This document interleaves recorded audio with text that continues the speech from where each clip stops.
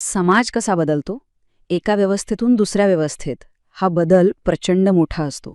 आणि हा बदल समजून घेण्यासाठी शेतीपेक्षा चांगलं उदाहरण दुसरं असूच शकत नाही.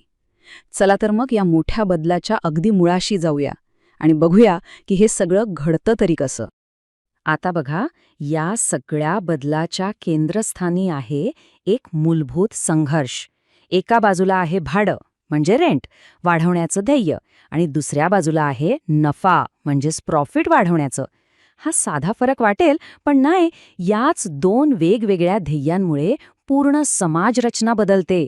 चला, हा मुद्दा जरा नीट समजून घेऊया. तर मग सुरुवात करूया दोन आदर्श मॉडेल्सपासून. हे मॉडेल समाजशास्त्रज्ञ वापरतात कृषी समाज समजून घेण्यासाठी. असं समजू शकता की ह्या जणू काही दोन वेगवेगळ्या ऑपरेटिंग सिस्टम्स आहेत, एक सामंती आणि दुसरी भांडवली. या दोन सिस्टम्समधला फरक खूपच इंटरेस्टिंग आहे. बघा, सामंती पद्धतीत काय होतं? जमीनदार फक्त भाड्यावर लक्ष ठेवतात. उत्पादन किती घ्यायचं, तर जेवढं स्वतःच्या वापरासाठी लागेल तेवढंच. पण भांडवली पद्धतीत चित्र पूर्णपणे वेगळं आहे. तिथे मुख्य ध्येय आहे नफा. त्यामुळे गुंतवणूक वाढते, उत्पादन वाढतं, कारण ते बाजारात विकायचं असतं. म्हणजे बघा, एक सिस्टम आहे जी जैसे थे परिस्थिती टिकवून ठेवते, तर दुसरी सतत वाढीच्या मागे लागलेली असते. आणि हे जे मॉडेल्स आहेत ना, ते काही हवेतून आलेले नाहीत. यामागे खूप खोलवर अभ्यास आहे. समाजशास्त्रज्ञ अशाच काही मूलभूत कागदपत्रांचा, दस्तऐवजांचा आधार घेतात आणि त्यातूनच सामंती उत्पादन पद्धतीची वैशिष्ट्य स्पष्ट करतात. जसं की नफ्याला महत्त्व नाही, फक्त भाड्याला महत्त्व आहे, आणि उत्पादन फक्त आणि फक्त स्वतःच्या वापरासाठी करायचं. या बदलामुळे जमिनीकडे बघण्याचा दृष्टिकोनच पूर्णपणे बदलून गेला. विचार करा, सामंती व्यवस्थेत जमीन म्हणजे काय होती? ती होती प्रतिष्ठा, मानसन्मान, एक सामाजिक प्रतीक. पण भांडवली व्यवस्थेत काय झालं? जमीन फक्त एक वस्तू बनली, एक मालमत्ता, जिची खरेदी विक्री होऊ शकते. म्हणजे जमिनीशी जोडलेली सगळी मूल्य, भावना, सगळं काही बदलून गेलं. बरं, आतापर्यंत आपण थिअरीबद्दल बोललो. आता या सिद्धांतांना बाजूला ठेवून एका खऱ्याखुऱ्या उदाहरणाकडे वळूया. आपल्या भारताच्या. डॅनियल थॉर्नर नावाच्या एका समाजशास्त्रज्ञाने स्वातंत्र्यानंतरच्या भारतीय कृषी समाजाचं एक मॅपिंग करायचा प्रयत्न केला. खूप इंटरेस्टिंग आहे हे. बघूया त्यांनी नेमकं काय केलं. थॉर्नर यांनी गावाकडच्या लोकांचं वर्गीकरण करण्यासाठी 3 साधे पण एकदम महत्त्वाचे निकष लावले. पहिला निकष, उत्पन्न कुठून येतं, म्हणजे भाड्यातून, स्वतःच्या शेतीतून की मजुरी करून. दुसरा, जमिनीवर हक्क कसा आहे, स्वतःची मालकी आहे, भाडेकरू आहात की काहीच हक्क नाही. आणि तिसरा, शेतात काम कोण करतं, कुणीच नाही, फक्त कुटुंब की बाहेरचे मजूर लावलेत. बस, याच 3 प्रश्नांच्या आधारावर त्यांनी एक संपूर्ण क्लास मॉडेल तयार केलं. तर या मॉडेलमधला पहिला वर्ग येतो मालक.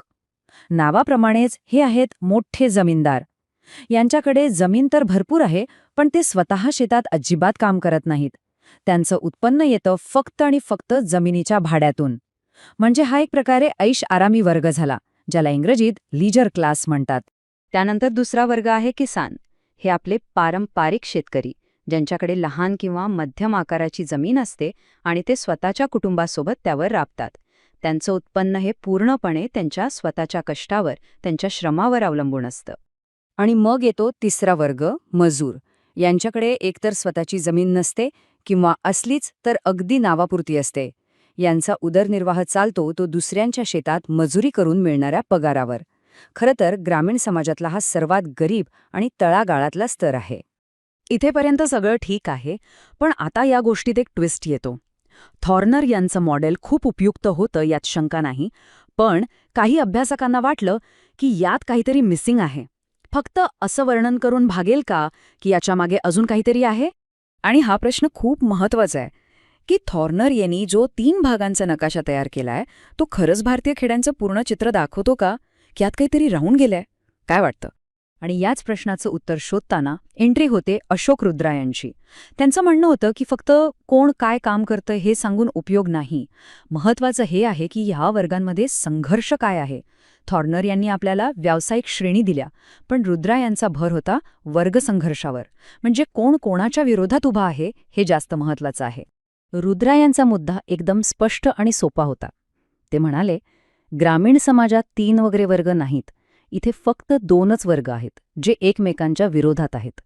एक आहे शोषण करणारा वर्ग आणि दुसरा आहे ज्याचं शोषण होतंय तो वर्ग. बस 2च. हा जो 2 आकडा आहे ना, तो याच मूलभूत विभागणीचं प्रतीक आहे. तर मग रुद्रा यांच्या अभ्यासाचा निष्कर्ष काय होता? त्यांच्या मते भारतीय शेती ही ना पूर्णपणे सामंती राहिली आहे, ना ती पूर्णपणे भांडवली झाली आहे. ती कुठेतरी मध्येच अडकली आहे, एका संमिश्र अवस्थेत. आणि म्हणूनच त्यांनी या व्यवस्थेला अर्ध-सामंती असं म्हटलं. आता या चर्चेत आणखी एक महत्त्वाचं नाव येतं, उषा पटनाईक. त्यांनी या संपूर्ण वादाला एक नवीन आणि खूपच वेगळी दिशा दिली. त्यांनी वर्गाचं मोजमाप करण्याचा एक अगदी नवा मार्ग शोधून काढला, जो पूर्णपणे श्रमावर म्हणजे लेबरवर आधारित होता.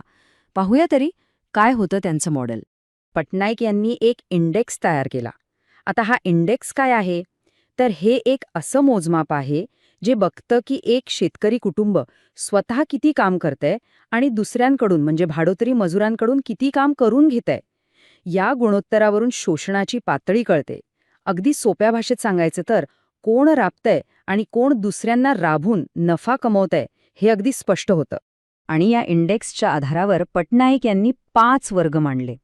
या चार्टमध्ये अगदी स्पष्ट दिसतंय. बघा, एका टोकाला गरीब शेतकरी आहेत जे स्वतःचंच जास्त श्रम करतात आणि दुसऱ्या टोकाला आहेत मोठे जमीनदार जे पूर्णपणे दुसऱ्यांच्या श्रमावर, भाडोत्री मजुरांवर अवलंबून आहेत.